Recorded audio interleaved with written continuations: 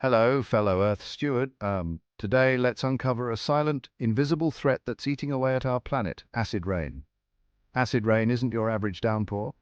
It's any form of precipitation, rain, snow, sleet, or even fog that carries higher levels of acids than usual. But where do these acids come from? Primarily, they originate from sulfur dioxide, SO₂, and nitrogen oxides, NOx, released into the atmosphere. These pollutants often come from burning fossil fuels like coal, oil, and natural gas.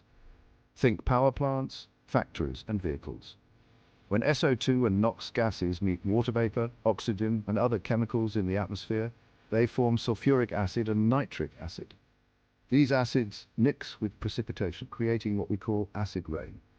And acid rain is no friend to Mother Earth. Let's explore its devastating effects. First, consider our soil and water bodies. Acid rain lowers their pH, making them more acidic. This change can harm aquatic life, kill fish, and disrupt whole ecosystems. It strips essential nutrients from the soil, damaging plant life and reducing agricultural productivity. Now, think about forests. Acid rain can damage leaves and needles, weakening trees and making them more susceptible to diseases, pests, and harsh weather conditions. Imagine a world where our forests stand barren and lifeless. That's a reality we must prevent. And what about our architectural heritage?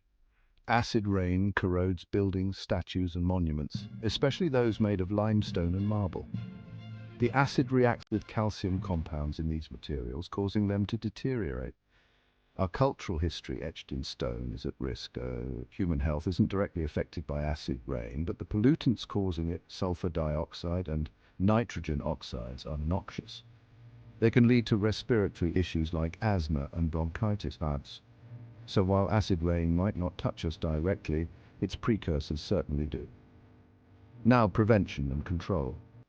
Reducing emissions of sulfur dioxide and nitrogen oxides is crucial.